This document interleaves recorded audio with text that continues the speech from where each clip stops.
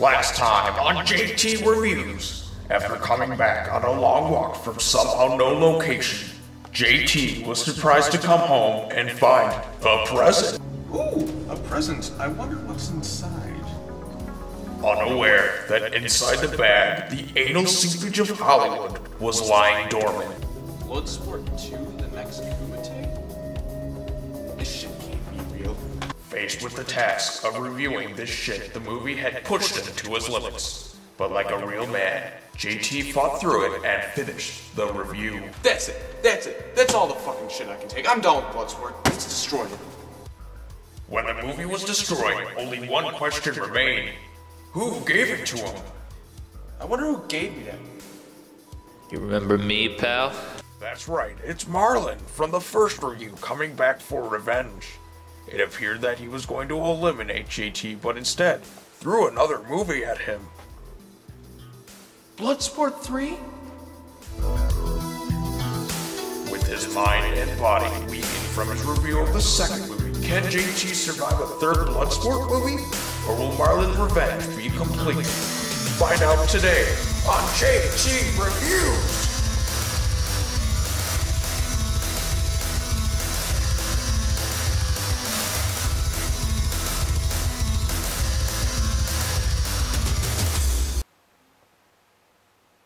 Oh, God.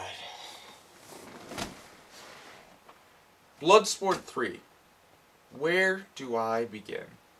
First off, just look at the title. It's Bloodsport 3. Why should I even bother? I mean, there's no point. There's really no point. The only question is whether it's going to be better than 2 was. I guess it's just like a little better, but that isn't saying much. So, let's get this over with and review Bloodsport 3. Dear God, no. Where should I begin? Well, for one thing, this movie was released only a few months after the second movie. Whether it was the same year or not, I'm not sure, but who cares? They probably released it so soon because they knew that people would forget about it so quickly. I wish that was me, but unfortunately that's not the case. So anyways, this movie starts out with flashbacks to the last movie, just to show that there was in fact a second movie and you're not imagining things. Anyways, this movie once again stars Daniel Bernhardt as Alex Cardo. James Hong is back as Master Sun, but he's barely in the film. Also, the movie says it stars Pat Morita, once again, which I kind of find funny because he only has 1 minute of total screen time. He probably just ran in there, did a scene, grabbed the paycheck, and ran out of there faster than anyone knew he was there. I mean, isn't that what you do? Because that's what I would do. Alrighty then, if I keep rambling on about pointless shit like that, then I'll be here all day. So we find out that all those flashbacks were a dream in Alex's mind.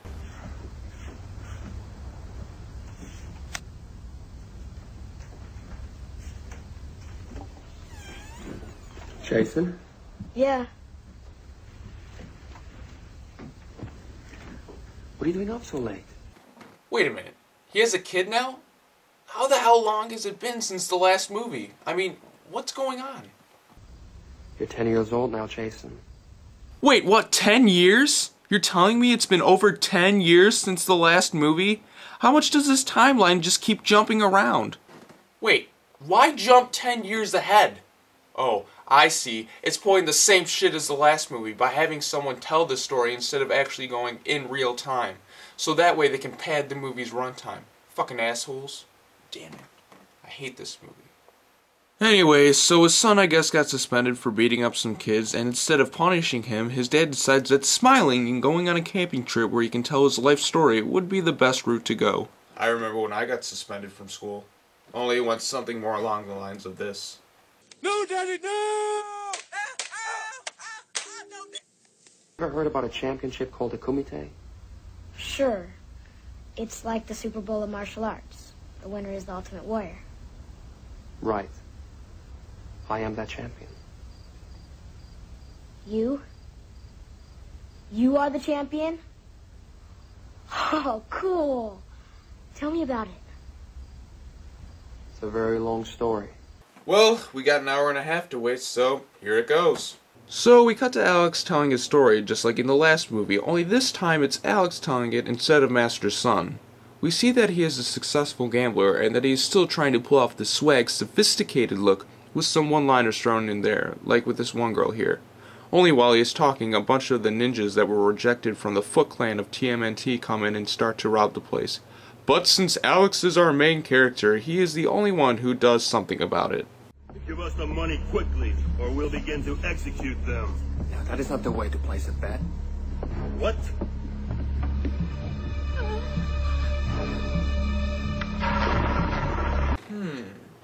I wonder what's gonna happen next. Well, let's get out the movie cliche bag.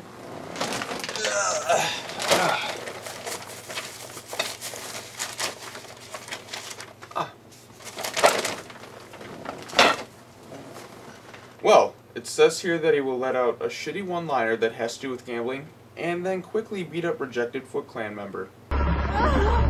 Hold the bets in. Hey, it was right. Who knew?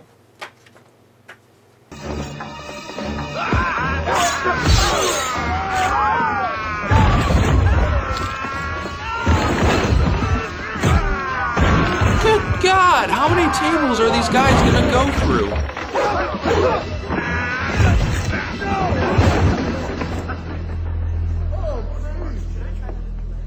Come on, let's get out of here. This guy's lethal. Get the stuff in the safe? Yeah. Let's go.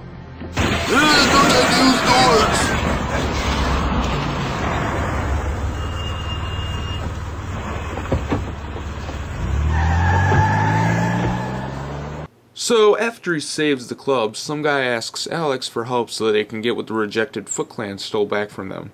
Alex easily beats them up and returns the stuff to this guy, who says that his boss wants to have him as his guest for dinner, as a personal thanks. So Alex ends up going to that dinner, and he meets the guy who put all this together. Some douche named Mr. Duvalier, who ends up being the film's main villain. And you'll never guess who he's played by. Well, it's none other than Jonathan Rhys-Davies, who also played Gimli in Lord of the Rings. I don't know why he'd take on such a shitty role, but then again, I remember the pay must have been kinda decent. I'm sponsoring a new committee. Yeah. I want you in it. I'm inviting the finest, most lethal fighters from around the world. On having the best.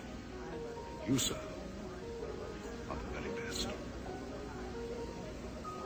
I'm sure I can make it worth your while. Mr. Duvalier, I have never fought for profit. So Alex says no, and this of course makes the bad guy mad. So he shows off his main fighter, just so that there's some sort of threat, I guess. And you'll never guess what his name is. The Beast. Right, if you thought the name Demon from the last movie wasn't threatening or stupid enough, the director decided on giving out yet another dumb and pointless name. Now this guy is completely pointless, except for being someone that Alex will fight in the finals. There's nothing to say about this guy. I can't tell you any character traits or anything else because this guy has none. He's completely pointless and a waste of time. Whatever, I'm getting off topic. So since Alex refused Duvalier's offer of fighting in his kumite, Duvalier decided that the only way to get Alex to fight was to kill Master Sun. It worked, so Alex went back to Mr. Miyagi for help, who told him to go and find some guy in the mountains who turns out to be Master Sun's brother. Let's get out the movie cliche bag again. Ugh, man, this thing is so full of cliches. Ugh.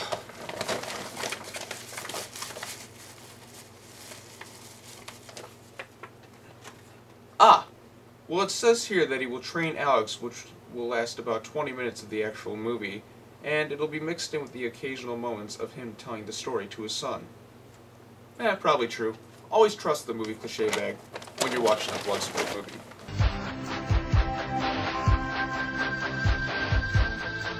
So speed is power.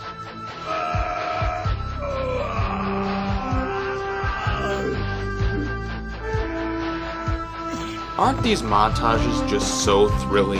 I mean, the music's just so amazing. Stallone should take lessons from these guys. Hey, who turned off the lights, assholes?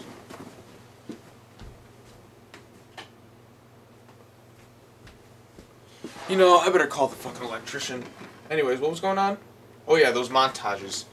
Man, we can all agree that compared to Bloodsport 3, all the Rocky montages were just horrible. I mean, Bloodsport 3 just revitalized the montages. Just so thrilling, with the music just repeating over and over again. God, it's too amazing.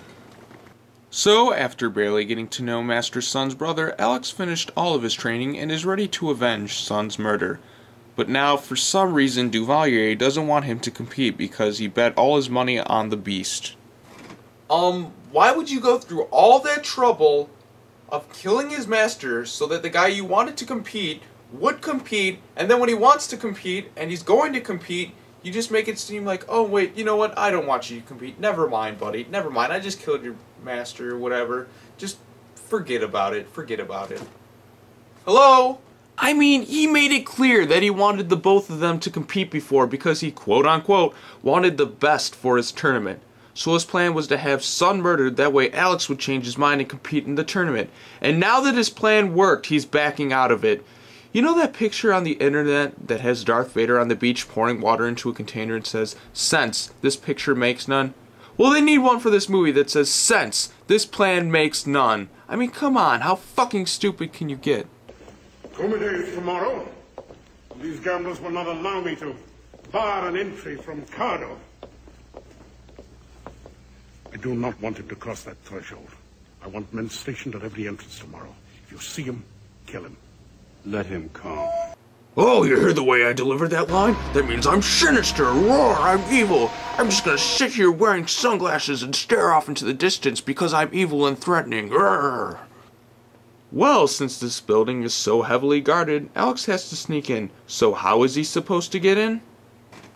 Gee, I wonder where he could be. Surely he couldn't be one of the hooded figures whose identity we didn't even bother to check before he came in.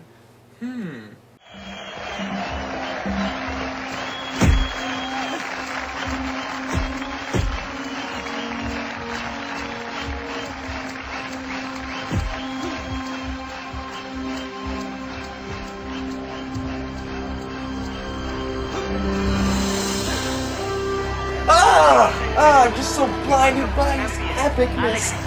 Get him away! Get him away!